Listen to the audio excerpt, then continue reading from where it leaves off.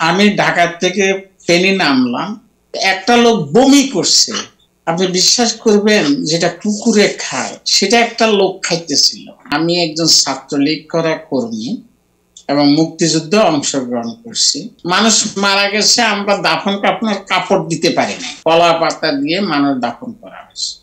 তো আপনার কি মনে আছে 1974 এর যে দুর্ভিক্ষ হয়েছিল, এটা মনে আছে আপনার? জি জি জি, আমরা তখন তো পূর্ণ বয়স্ক মানুষ। জি, তখন এত খারাপ ছিল যেটা ভাষায় প্রকাশ করা যায় না। যাহাও একটু বলবেন কিরকম? এটা হয়তো ধরেন একদিক দিয়ে খুবই খরা ছিল, খুবই খরা তো বুঝেন, মানে শুধু মানে বৃষ্টি ছিল না।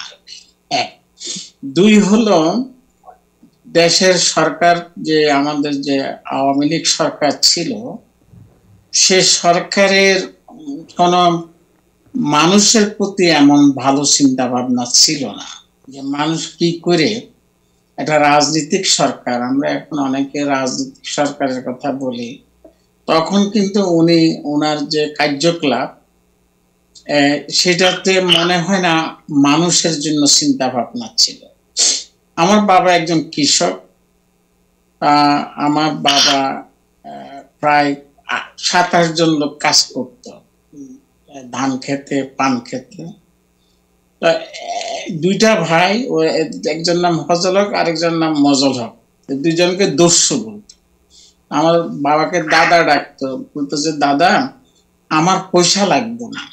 এটা আমি আমার বাসায় বলতেছি, আরে ওদের আমাদের আঞ্চলিক ভাষা হলো দাদা আরে হইসা টইসা দিয়েন না, আরে খাইলা সাইগা হানি ভাত খাওয়াইয়া।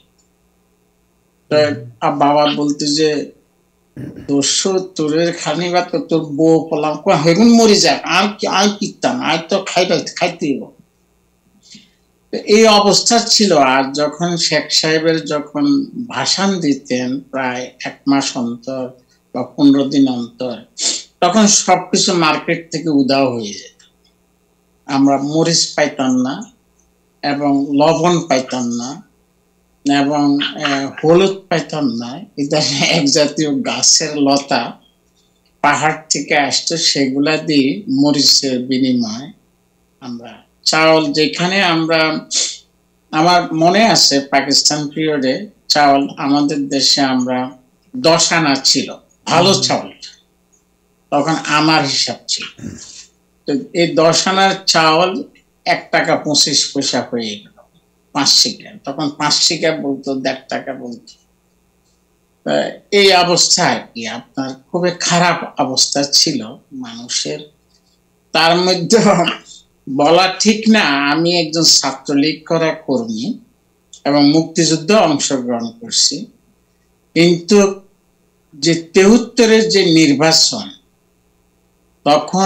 তখন থেকে যেমন একটা লোভনীয় ভাব, বৈষম্যতা, মানে তখন নাম করা আমরা যেটাতে যাচ্ছি যে 74-এর যে প্রফেসর ইউনূস সাহেব যেটা বললেন দুর্ভিক্ষের কথা, সো আপনি দুর্ভিক্ষ প্রত্যক্ষ করেছেন, আপনি কি কোনো লোককে না খেয়ে মরতে দেখেছেন? না খেয়ে মরতে মানে আমি যেটা বললে এই পরিবেশে অনেকটা হয়তো খারাপ লাগে। আমি ঢাকা থেকে ফেনী নামলাম, একটা লোক বমি করছে। আপনি বিশ্বাস করবেন, যেটা কুকুরে খায় সেটা একটা লোক খাইতেছিল, এবং অনেক লোক স্টেশনে মারা গেছে, কাপড় চোপড় ছিল না। কথাটা বুঝছেন? এইটা আর কি, এগুলা দেখছি। না খাই মারা গেছে না খাই মারা গেছে সেটা তো আর বলতে পারো, তার চিকিৎসা ব্যবস্থা ছিল না। তখন কি আপনি তো তখন নোয়াখালীতে ছিলেন, তখন কি খাবারের সত্যিকার অভাব ছিল? অভাব মানে বিষম অভাব ছিল না, ছিল বাজারে চাউল ডাউল। আমি বললাম না, আমাদের যে লোকজন কাজ করতো তাদের খাদ্য ছিল যে আমাকে 4টা হানি ভাত খাওয়াইয়েন, আমার হুঁশা লাগতো না। তারা কাজ করতো সকাল 7টা থেকে বিকাল 5টা পর্যন্ত, 4টা পর্যন্ত। এই পরিবেশ তো, অর্থাৎ খাওয়ার অভাবে মানুষের এই অবস্থান ছিল।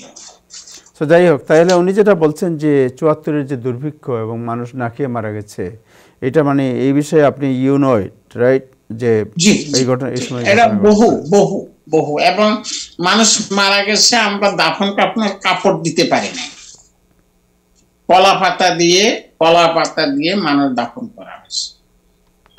আমার চোখের দেখা অনেক লোক আপনাদের দেশে, আপনি দেখছেন কিনা যায় না, মঞ্জুর ভাই ডাক্তার মঞ্জুর সাহেব দেখতে পারেন, এক ধরনের সারের বস্তা আসতো, সেটা দিয়ে নিমা বলতো, নিমা বানায় শিলাইয়ে গায়ে দিত, এ প্লাস্টিক। এমন পরিস্থিতি আমাদের ছিল। এটা কারণ কি ছিল?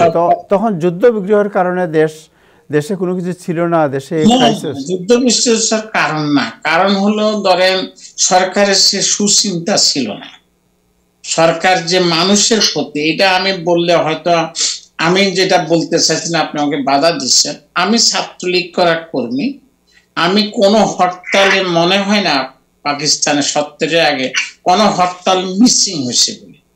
এবং মুক্তিযুদ্ধে গেছি, আমার মার খুবই আদরের ছেলে ছিলাম, আমার মার কথা শুনি নাই, আমার বাবা খুবই রাগ ছিল আমার উপরে।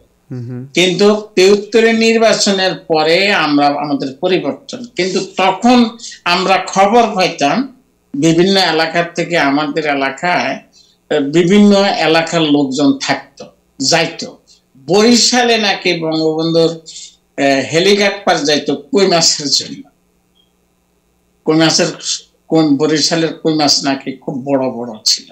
তো এই যে একটা উদাসীন মন মানসিকতা ছিল শেখ সাহেবের, সেটা আসলে অকল্পনীয় সেটা, এবং তাদের বিলাসিতা, তাদের অবস্থান, তখন তো আমাদের দেশে ঘর ঘর টিভি ছিল না, এবং হয়তো বাজারে বা থানা লেভেলে টিভি ছিল 2-4টা, কিন্তু আমাদের কাছে রেডিও ছিল। তো এই খবরগুলা তো আমরা বিভিন্ন পত্র পত্রিকায়, তখন পত্রিকা 4টাই ছিল, ইত্তেফাক ছিল এবং আরেকটা কি জানি, এভাবে 4টা পত্রিকা ছিল। তো এই পত্রিকায় আমরা কিছু খবর পাইতাম আর